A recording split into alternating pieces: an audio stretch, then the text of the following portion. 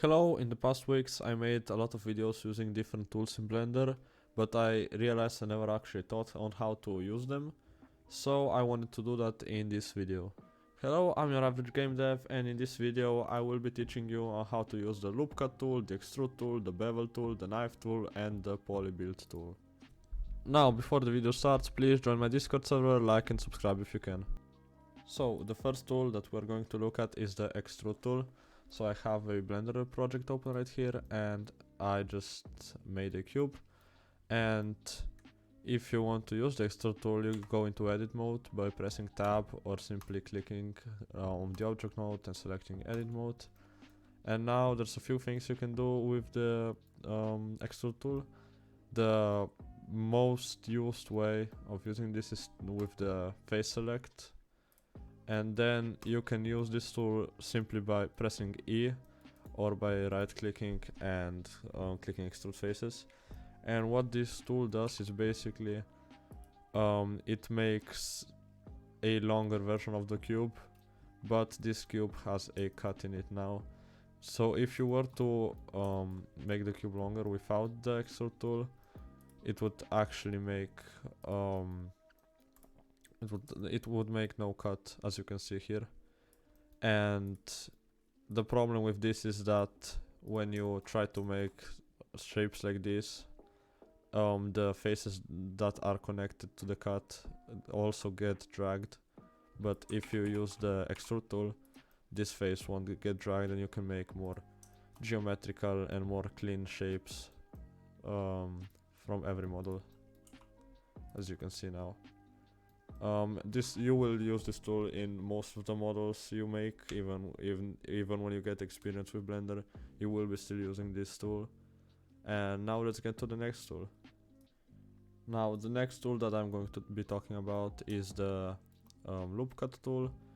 This is one of the most useful tools in Blender, and it's actually similar to how the extrude tool works, except you don't make certain parts of the cube longer.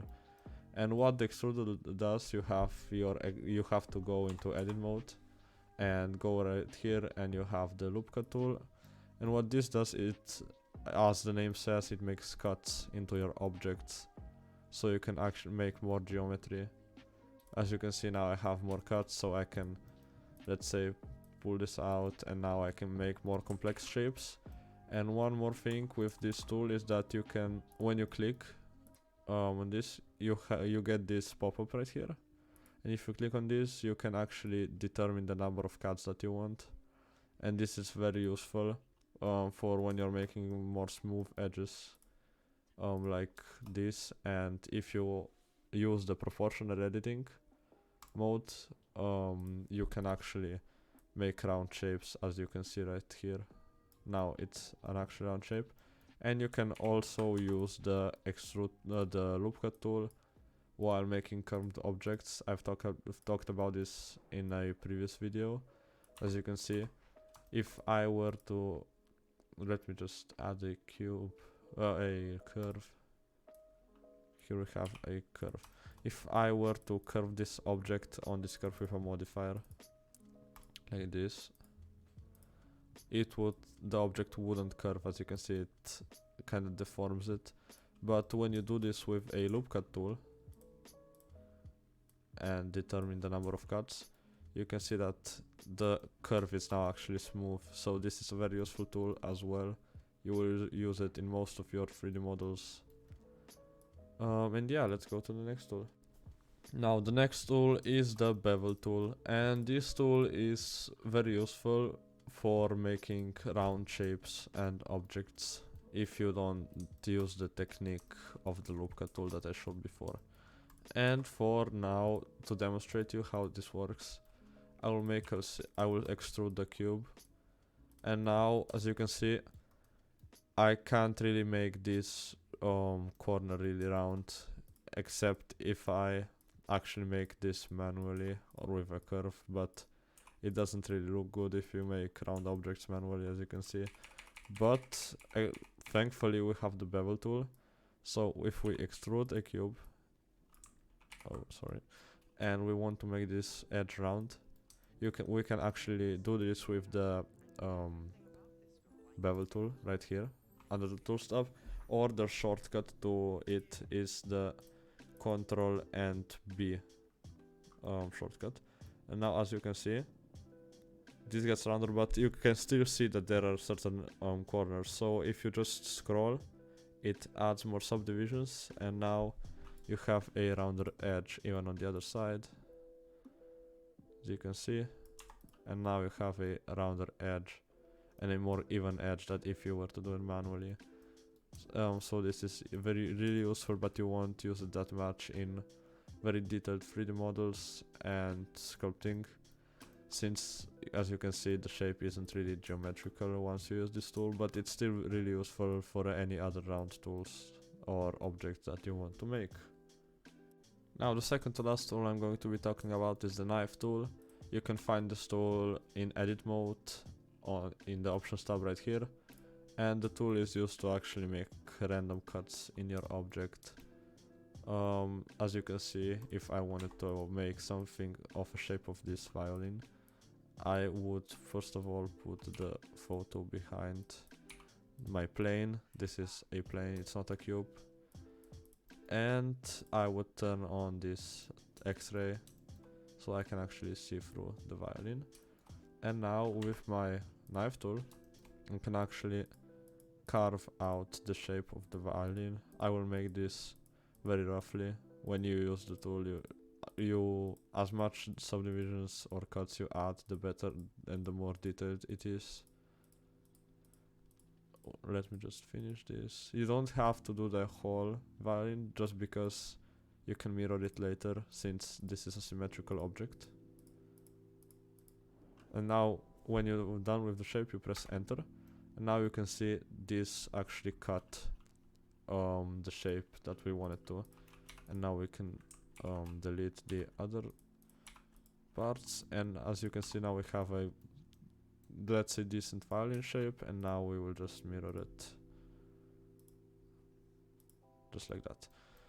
And this tool, if you want, you can combine this with the Bevel Tool, and because as you can see, these edges are not really round. It's not as practical as it would be, but you can actually select an edge that is not round. And now, to use the Bevel Tool with a shortcut, you have to press Shift, Control and B, and now you can actually see it curves the edges a lot.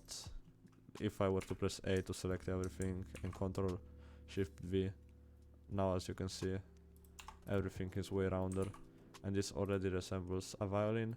And if you want to make this thicker, because now it's just flat, you just have to add a solidify modifier and increase the thickness right here.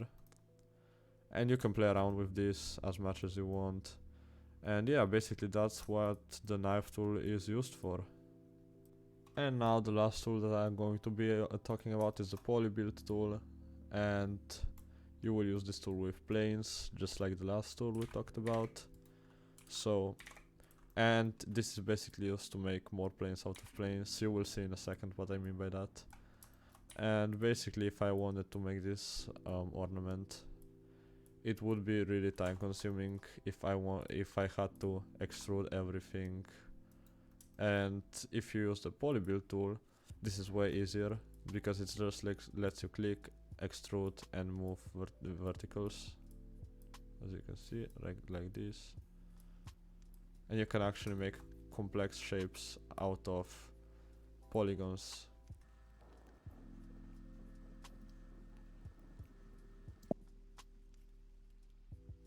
Also, when you press Ctrl on the tool, you can make triangles, and if you press Shift, you can delete squares. As you can see here, I can just make a new triangle. And with this kind of tool, you can make some ornaments, like you can see on the screen right now. I won't be making the ornament that I'm recording, just because of the sake of time. So I will be putting some photos of ornaments I made in the past on the screen right now. And you can combine this tool with the loop cut tool if you want.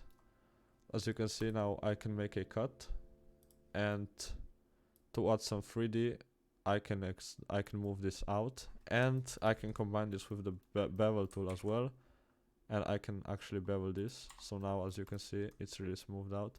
And if I want to increase the effect even more, I can shade everything smooth, go to the object data properties, click normals, and auto smooth everything.